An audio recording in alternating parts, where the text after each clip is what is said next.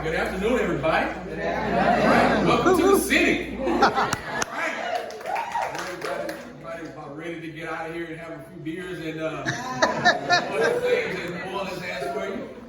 All right. Well, I'll try to get us somewhat back on time here and brief you some of this information. My name is Marcus Coleman. I'm on the faculty at Tulane University here in the city. Today, what I'm going to talk about a farmer training initiative that was at LSU Ag Center when I worked at LSU Ag Center. So I've been at Tulane going on 2 years now, and I left LSU to go to Tulane.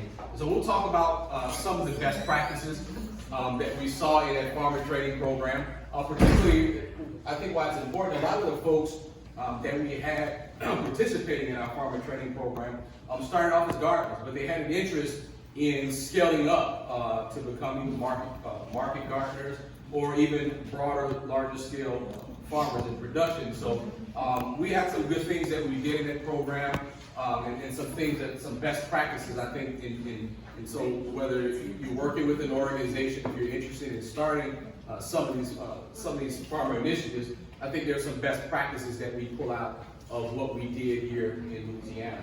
So why are these things important? You know, generally speaking about the farmer base across the U.S., I think the average age of U.S. farmers is somewhere around 60 years old. And so there's becoming a need to, one, make our farmer base younger, but to also diversify that farmer base.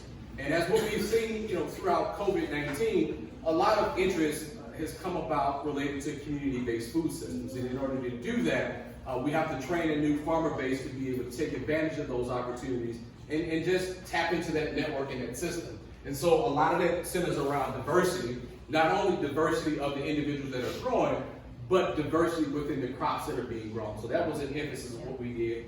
A big part of this for us was to be able to connect new and beginning farmers with more experienced farmers. There's a bit of knowledge there that's important, and there's a piece of that knowledge that, from an extension perspective, we can only share so much. But those folks that were in practice, those folks that were actually engaged in growing as a part of their livelihood, they had some great information for us to share with us. There was a key emphasis and focus on socially disadvantaged producers or new and beginning farmers, also other underrepresented groups and veterans, types of crops grown. A key piece for me as an economist, this notion of community economic development and using agriculture and food systems and growing agribusinesses in a way to create jobs and other streams of revenue for individuals within communities.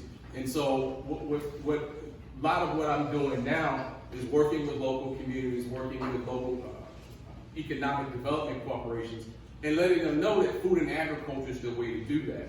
And so much of that process relies upon building these new and beginning farmer training programs to help individuals engage in agriculture and the food system. What are the opportunities for new and beginning farmers?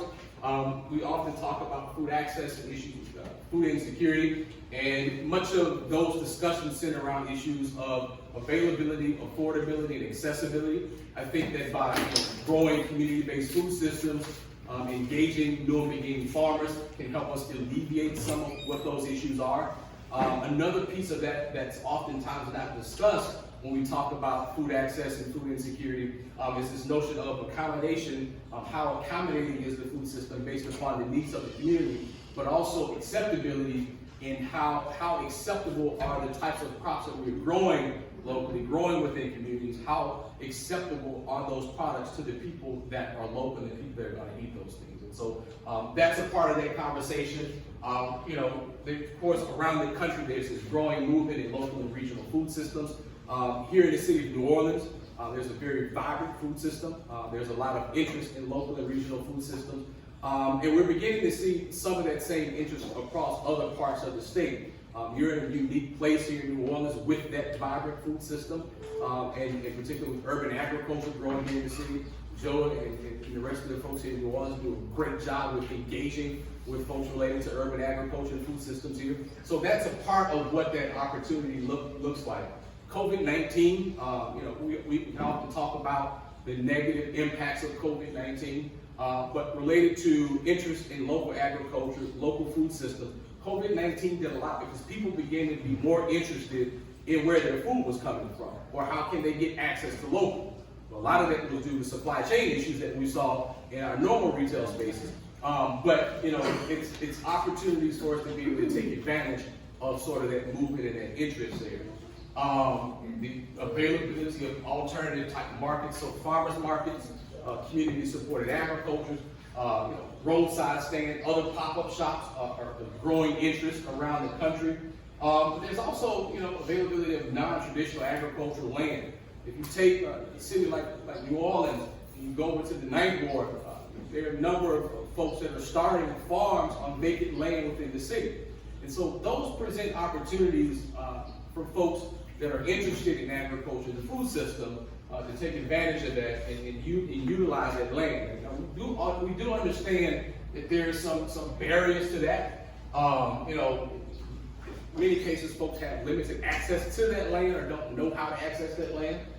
We're also dealing with things like hyper price inflation, competition from other industries related to land and how we get access to that land. Developers wanting to take up land and build things like subdivisions and other things. And so there are some barriers to that in many cases. Access to financing and credit. As you begin to scale up, the need for other types of inputs and greater types of inputs comes into place. And so, how do folks begin to finance it, to get access to funding to do those types of things, and thinking through the high cost of various inputs to support the infrastructure to become a productive and profitable farmer as well.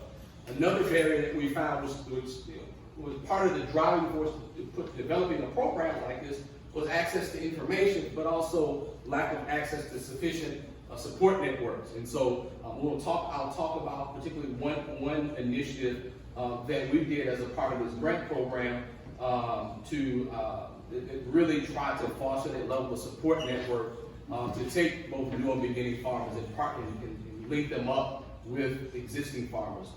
Limited market access, issues of historic racial and gender inequalities that we've seen across agriculture over history. But also, one other thing that we dealt with, and we deal with this in the state of Louisiana, is a level of respect. And I'm talking about this from the perspective, I'm from rural North Louisiana, grown up around 100, a couple thousand acre soybean, cotton, and corn production operations. And so to come from that arena and take those type of farmers, and then to come to New Orleans and work with an individual that's a farmer but growing on an eighth of an acre, that's a sort of a large swing for folks to stop. And so that's been part of that battle and that struggle, is that level of respect of understanding different scales of farming, different types of farming, and different interests of folks that are engaged in farming. And so that was always something that that folks have to overcome, particularly in a state like Louisiana, when you're getting this growing interest in local and regional food systems and growing sort of what we're doing there. And so just to give a background about this program, the program was called Grow Louisiana. It wasn't on the first slide, but Kiki was one of the folks the PIs that assisted in writing that grant initially. And so it's a year-long training program that is essentially looking to support the development of new farm businesses. And it was a program that was centered in the southeastern region of the state of Louisiana. So it's New Orleans, Baton Rouge, and Lafayette are the primary urban areas that make up that area. We focus on new and beginning farmers. And so when we use the term new and beginning farmers, that means an individual that has no years of experience in farming up to an individual that potentially had 10 years of experience farming. So that new and beginning, early stage farmers was the focus of the program. The focus was on socially disadvantaged farmers, which is a term that USDA uses there. Other underrepresented groups and veterans were the focus of that. A specific focus on specialty crops and other areas of horticulture. And farm business development was a key piece of that. I think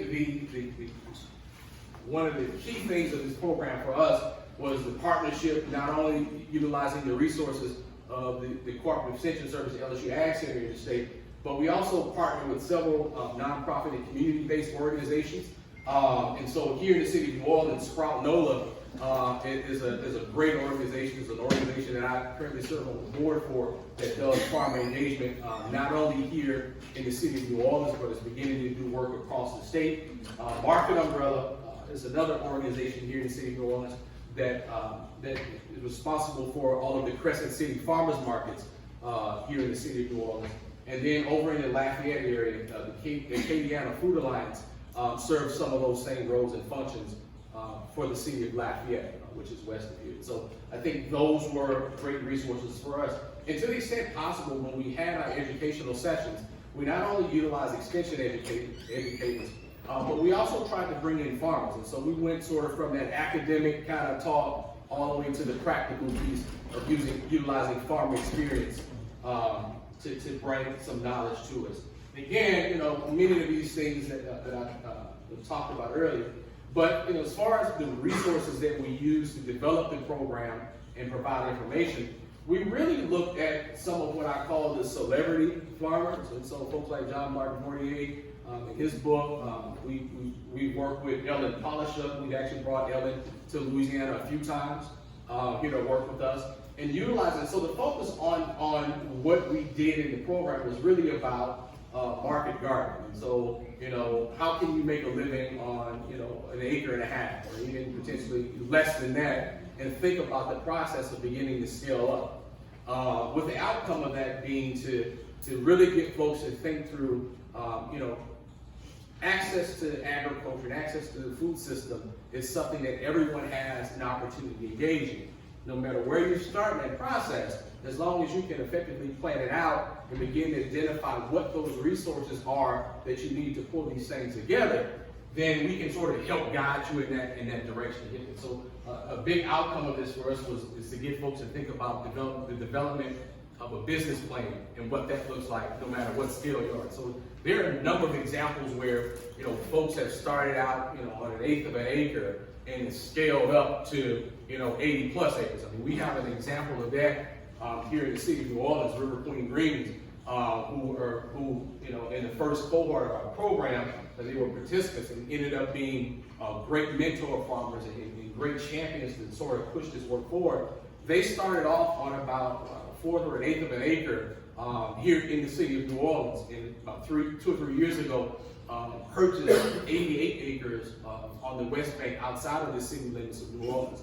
And so on that 88 acres, I think they have about 2 to 3 acres of that in production.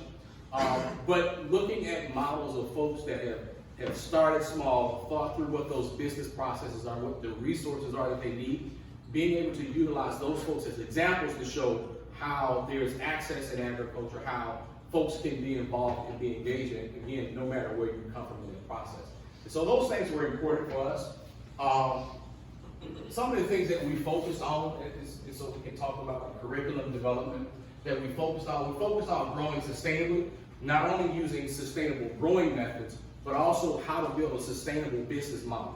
Something that can be sustainable in the long term, but also grow into being a profitable agribusiness was a big part of that. Being able to use objective decision making, and so not being afraid to collect data and use that data to inform how you make decisions about what you produce, or how much of something do you produce, or what's the cost of that going to be to produce this and to scale up. So being very objective in using data to make decisions, but also, how do you make available of the resources that you have? And so being able to bring folks in from the USDA, from the Natural Resource Conservation Service, from the Farm Service Agency, building relationships with our participant, with farm loan officers, not only the farm loan officers from the USDA, but from private banks that have an interest in helping small scale producers out was very important for us. And so luckily there we had some relationships with some folks, and we were able to really make some connections. We had a producer over in the Lafayette area. They weren't interested in crops per se, but they were interested in starting, they were growing a special type of hog. And so through that, we helped them develop a business plan. And so they were able to get a grant from USDA. They also took out I think it was like a $250,000 loan to build a processing facility on their farm over in the Lafayette area. And so they sell locally there in the Lafayette Farmers Market. And so just being able to think through, what are the resources there that are available, and putting people in the right direction to get those resources is key. And so, and also to work efficiently. And so, thinking through your production practices and your business practices.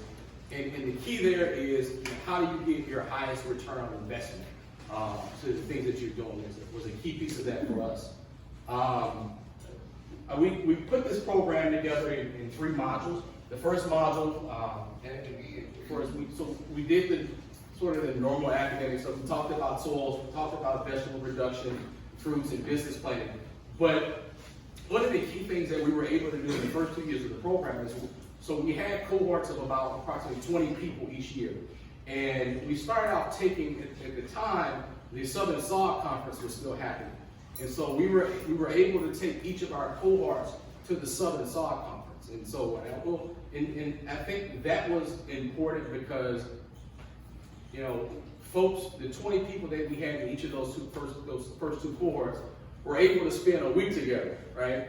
They not only learned, but they built the bond. So they built this community within themselves. Our first cohort was based here in New Orleans. And so they ended up being like a family. So they supported each other. And for the most part, many of them still are supporting one another and helping each other sort of build their farm and agribusinesses. And so that was key. The summer months, we did a series of farm tours and demonstration days that again was developed to sort of, keep the practical aspect of it, but also to build those relationships between our program participants and experienced farmers.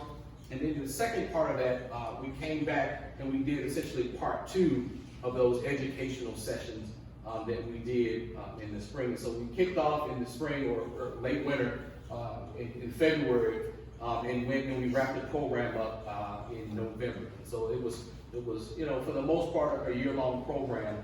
And I'll talk about the cohort team in a second. But in the first 2 years of the program, we had, for the most part, 100% participation, and 100% of those participants completed the program. Year 2 of the program was impacted by COVID. In year 1, all of our programming was in person. We met in the evenings, and going into year 2, that was kind of cut in half by COVID. So the first part of the program year was in person, and then we had to switch to Zoom. And then year 3 of the program was sort of a hybrid model where we did in person where we could, and also Zoom.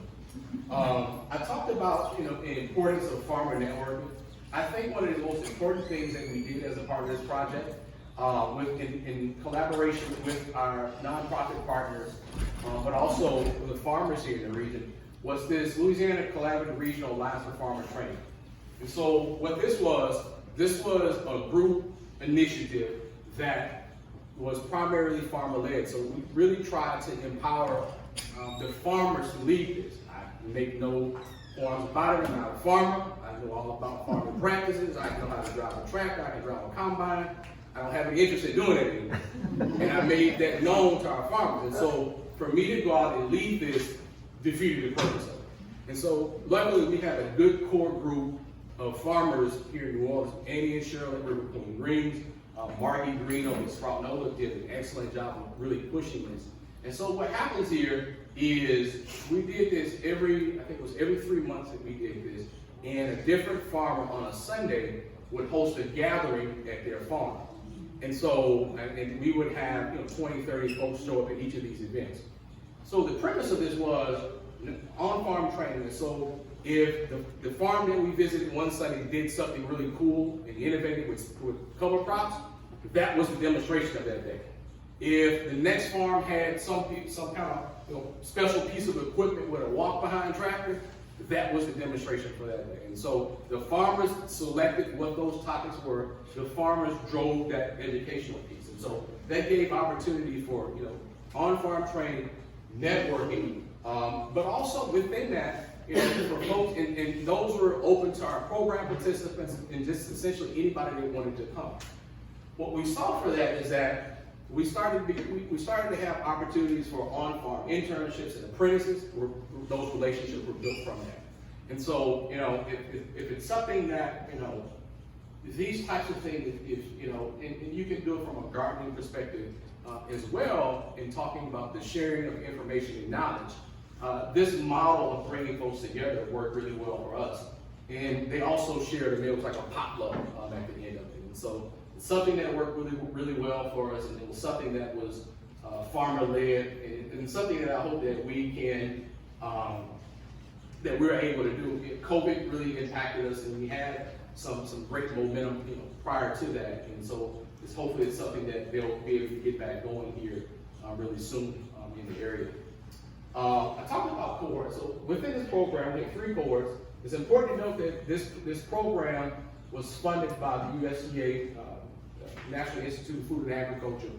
They have the Beginning Farmer and Rancher Development Grant Program. So for folks that are interested in doing farmer training or things where, you know, building a program where you can assist people in getting the process of scaling up, those requests for proposals are typically open to many different types of organizations, so not just cooperative extension. And so they have a BFRDP program. There's also another program that was originally facilitated by the USDA Office of Public Engagement, the 2501 grant program, which focuses specifically on socially disadvantaged populations. And so, you know, no matter what type of organization you're with, there's typically an opportunity for you to apply or partner with folks to apply for these types of funding. And so we had 3 cohorts as a piece of this. We were based in New Orleans the first year, and we went over to Lafayette, and we say Baton Rouge-based cohort, but it was really a regional cohort. When we brought folks together and did these things. I stated earlier, in our first 2 years, I think we had 1% participation in our events, and 1% of the folks finished that program. When we had to go hybrid, you know, post-COVID, that's when we started to lose some ground there. In particular, that year, Southern SAWG stopped happening, and also COVID. And so our cohorts weren't really able to gel and create that level of community as it had done before. So that really impacted our ability to do some things. But overall, you know, throughout it, we trained probably about 60 new and beginning farmers. Out of the new and beginning farmers that we trained there, I'd say about 20% of them are in production and selling at local farmers markets. The others are still, many of the others still have some level of interest there. They have other barriers. They work, whether they work full-time jobs, and they're not able to devote full-time in production or begin that process. But I think that, you know, and many of those folks do garden. A lot of those folks are master gardeners here in the state of Louisiana. So that was a key piece of information for us there. I'll leave the academic jargon alone, but all that said was, based upon what we did in the program, you know, essentially, starting the program and finishing the program, the participants felt more comfortable in not only developing a business plan, but also engaging in the concept of developing a farm plan, where you begin to think through production, begin to think through things like soil management, and other areas of the farm. And so we did those things as a part of the program. Some of the important things that we took away from the program is this perception versus reality of farming and agriculture. And so many of our program participants, when they started the program, they had these illusions of grandeur that I want to farm 20 acres of this, and this. And by the time we got done with them, many of them became realistic and went back and said, all right, we're going to start this on 1/8 of an acre, 1/4 of an acre, learn what we're doing, and then scale up. They also, many of them, we had one guy in the program that had that 20-acre model, but when he realized that agriculture was actual work, he wanted to become an educator.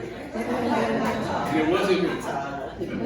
So this notion of perception versus reality was a key piece for us in making sure that folks understood that, you know, we can see, you know, different things on Instagram, we can watch various YouTube videos, but farming is work, right? And if you don't like the sun, if you don't like the soil, you don't like buzz, this life might not be for you. And so that's what we had a lot of our folks as a takeaway from that. My days of chopping cotton like I did in high school in the late 90s, the days over for me. I ain't about that life no more. Hands-on activities were key there, but also many of our participants had a preference for farmer-led discussions and presentations where they could engage with folks and build those relationships. And so that's something that's difficult for Extension. I can say that because I'm outside of Extension now. That's a difficult conversation there, but the participants, that was something that's really, that they really highlighted for us was a key. And so in developing our programs, what we always try to really partner an extension educator with the farmer. And so we can talk about different nematodes and stuff like that, but helping to take that knowledge and what somebody did in practice to bring that down to earth was a key piece for us. And I mentioned this earlier, that attending that Southern SAW conference, the Sustainable Ag Working Group conference, was key for us, and particularly from an educational program building perspective, because it allowed us to build a cohort of people. And our first two groups of people really worked together. I mean, if somebody had some land and they needed to put some tarps down, or they needed to someone to do something else to prepare a bed, like the cohort as a group jumped on to help one another. And I think in many areas, when you're trying to develop farmers, particularly new and beginning farmers that don't have that direct historical linkage to agriculture, that level of community building was very important for us in building that program. And then, the farmer networking and the social interaction and that level of mentoring. Many of those networks that we developed as a part of this still exist here in the state of Louisiana, particularly here in the city of New Orleans, where that urban ag food scene is thriving. You have the New Orleans Food Policy Advisory Council that's doing some great stuff here in the city to really push urban agriculture, make access to food and agriculture good for folks. And so you have a lot of that community building that was, I'm not taking credit for the Food Policy Council, but a lot of the folks that were involved in our program began to take interest in understanding how policy and all the economics and production all kind of come together to create local and sustainable food systems. And so that's what we did there. I breezed through that because my job was to get us back on time. Because I want a beer too. It's my whole break, so I need a drink. Thank y'all. Thank you.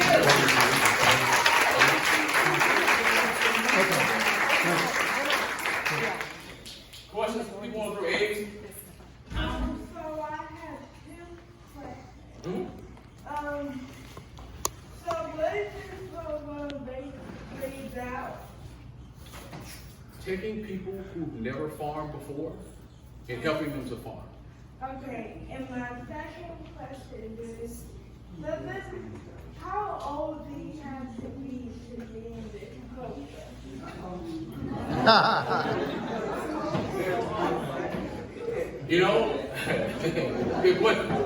We didn't have an age limit. They were mostly adults, but you can be in agriculture the minute you're born and be involved in food. So I'm thinking, and that's we didn't have an age limit. They were mostly adults, but but that's not America. And so whenever you get ready to roll, just roll.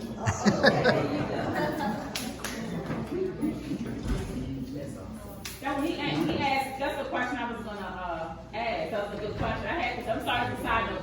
You just like the artist Blanco Brown. I don't know if anybody else started to side. That's me.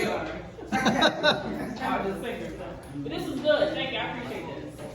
Yeah, good question. I know that you have given out some, well, first I want to say I absolutely love your enthusiasm and what it is that you do. And it shows your love and your interest in what it is that you do. And thank you for that. Quick question. I know that you gave out some stats on what it is that your farmers do in terms of the farmers market. Question is what percentage of, roughly, you may not know, of that produce goes into the local restaurants here in New Orleans and or farmers or things, local markets? So, based on the program participants, I can probably tell you, well, River Pruning Greens does some selling in the local. So, and I'll give you two examples. The farmers that I had on that last slide, So they're from Compostela Farm. It's about a 10-acre farm in Picayune, Mississippi, right north of New Orleans.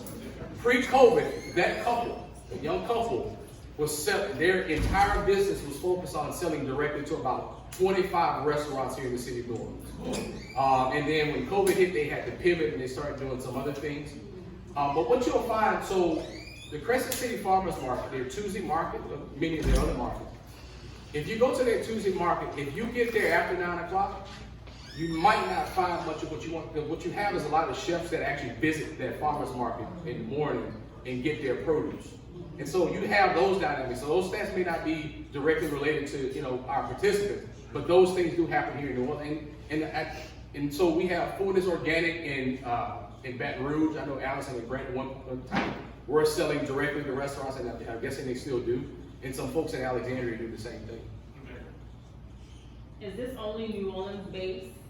So this was regional. So New Orleans was one of the cities. It also was in Baton Rouge. The goal of this program was essentially to attempt to develop a statewide model that the institution could invest in and do more with.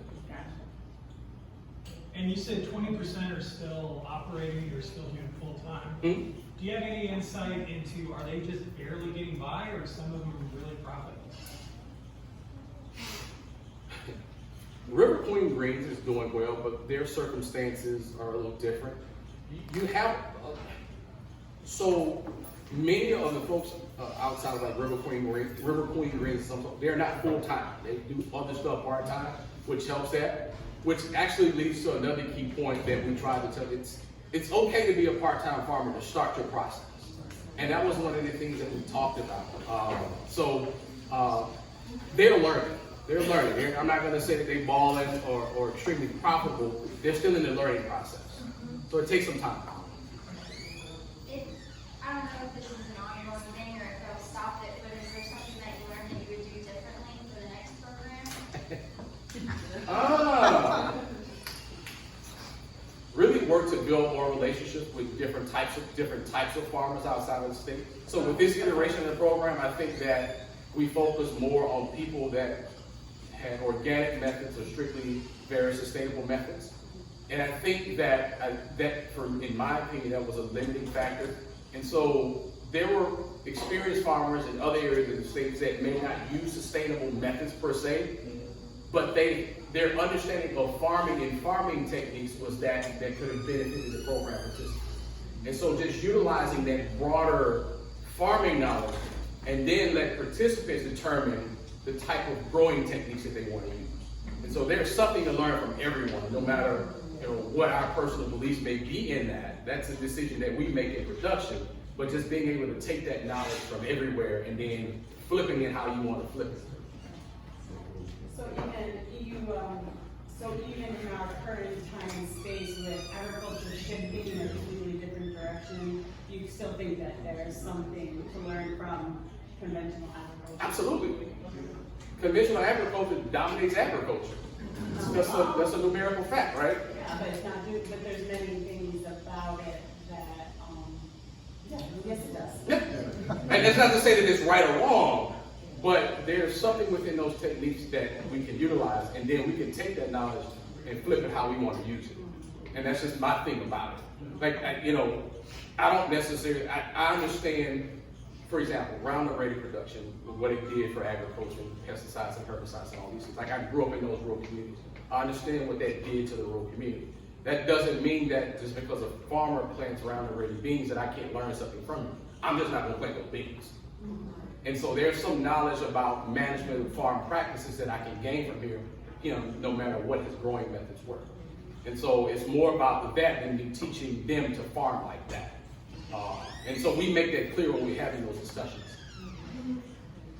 What are your goals like for the future? Like, I know that's probably like a broad question, but do you have a goal? So my goal, just in general, not necessarily this program, but the goal is to show everyone who has an interest in agriculture and the food system that there's a place for you to be involved and engage with agriculture and the food system. And that's what that's about. Yeah. Are any of your growers doing farm to institution, and in particular small institutions? If we had a colleague here, There's an interest in it. I don't know that any of the girls that participate in this program are doing direct from institution. I think part of the barrier that we have with many of the school systems here is the quantity and the scale to which those food service directors want their produce. And many of the participants of this program don't have the scale to supply that. But I think there is an interest around the state, but being able to connect those two things is something that takes additional work.